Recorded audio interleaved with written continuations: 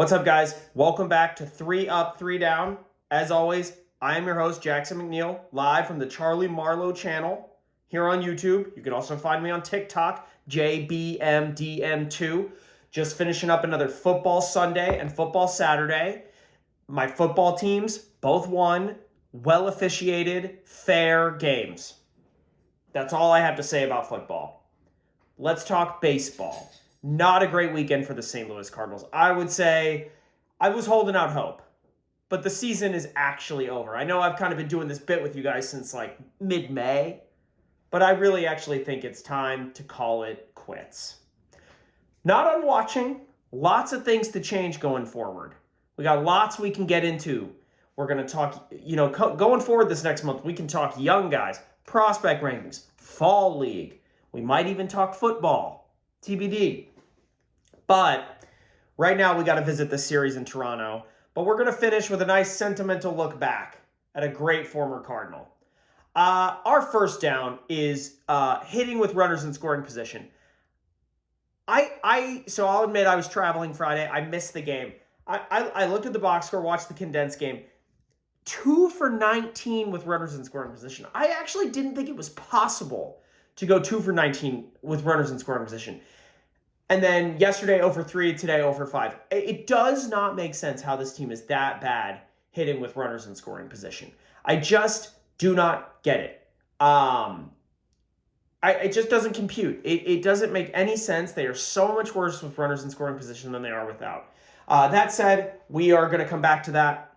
But that was our first down, runners in scoring position. Our second down, Kyle Gibson. Like I've been telling you guys for weeks now, it's like every time you're kind of like, man, that option, I think we got to pick it up. He kind of goes out and lays an egg. The game in Toronto, it's hard to totally blame him because our next down, Pedro Pages, dropped a ball that absolutely should have been caught. I think Wynn rushed the throw a little bit. He rushed the throw a little bit, and he skipped it. But it was very playable, and Pages just couldn't find the ball. He had like 6 steps.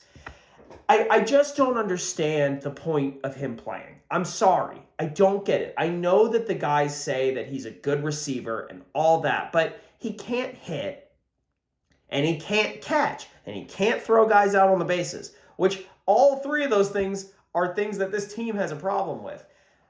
I talked about it last week. I'm talking about it this week. It's got to be Contreras and Herrera next year. They cannot, and they better not carry 3 catchers. They have got to find a way to get more value somewhere else on the roster.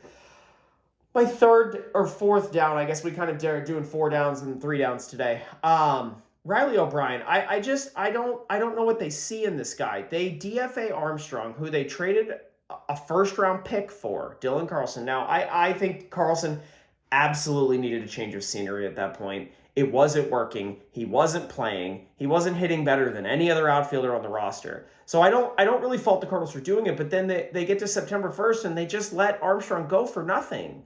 So they can get a look at O'Brien, and he hadn't pitched in a week. He goes out, 2 innings, 2 earned, 4 hits. Where is his ERA is 11, and I know he hasn't pitched a ton, but I don't think he's had a scoreless outing yet. And yeah, he's got good stuff, but dude, you got to get guys out, man. It's not rocket science. But yeah, anyway, let's get into the ups. We're going to finish with a sentimental note.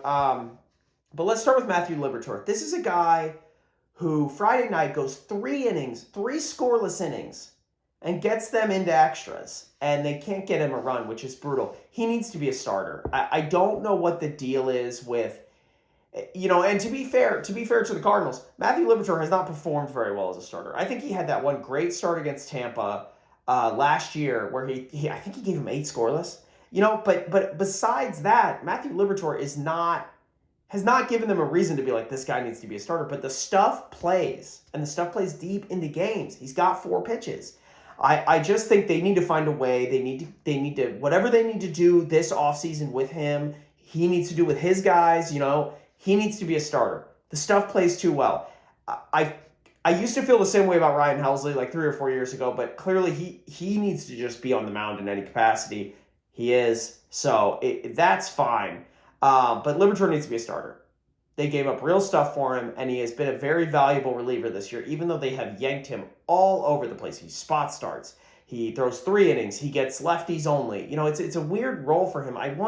He needs an established role, and I think next year I'll be really curious to see how they treat him in the spring, because they always bring like 2 or 3 guys to camp that they're are going to be relievers. Zach Thompson's been in that role. Liberatore's been in that role. But they're like, you're a starter, dude. And then they get like 1 start, and then they immediately just go into the reliever program. So I really hope he's able to add strength, do what he needs to do physically to become a starter, because the stuff plays. And I just think having him in the pen is, I don't want to say it's a waste, because it's not. There's value there. But the stuff is starter stuff. My second up, Tommy Edman. Dodger Tommy Edman. I'm really happy for Tommy. Last 3 seasons, 21, 22, 23, Tommy averaged 150 games. 2022, Tommy Edman, and all my Immaculate Grid players will know this, was a 6-WAR player. He was awesome. He's had 30 steals twice. This year for the Dodgers, he's hitting over 300. He's got 5 homers in just 25 games. He's OPSing over 800. You know, this is a guy that can play all over the field. He's a Gold Glover at second base. He should have won a Gold Glove in 2022. He was hurt by the fact that they were yanking him all over the diamond. But I am really happy to see him playing well. That is a guy that is just like, he's a really good dude. I thought he got dealt a little bit of a raw hand. I still don't totally understand what happened with his wrist this year. Clearly there was, the team didn't say that he had surgery, and they said it was super minor. And then you've got reporters saying the scar is the length of his forearm. So I'm not a doctor. My orthopedic friends, weigh in below. What do you guys think happened? Do you need that long of a cut? Anyway, I'm happy for him. I'm glad he's playing for a winner. He's a winning player. I think his injury and the setbacks are really, I think the ankle is actually the only reason he didn't stay in St. Louis. I really think he would still be a Cardinal if he hadn't sprained his ankle when he was rehabbing the wrist. My third up, Matt Adams, Big City, Slippery Rock University. One of the gems in the 2009 draft, which you guys will remember, Shelby, Kelly, Rosenthal, Adams, Carpenter. One of the greatest drafts of all time, Jeff Luhnow. Retired. He is retiring a Cardinal. I think that's really cool. This is a guy that moved to St. Louis, lives in St. Louis to this day. Got himself a ring in 2019 with the Nationals, had 2 really solid years with the Cardinals before his body kind of started to give out on him, and they kind of wanted him to play the outfield, sort of, but his playing time was super weird. But this is a guy that was a huge piece. He had 2 massive home runs in the playoffs. I would argue that, so he had the one off Melanson in the 2013 NLDS Game 5. That clinched the game. It was over. Melanson hadn't given up a homer to a lefty in like 3 months at that point. I mean, he owned lefties, and City hit that ball to the moon in the bottom of the 8th.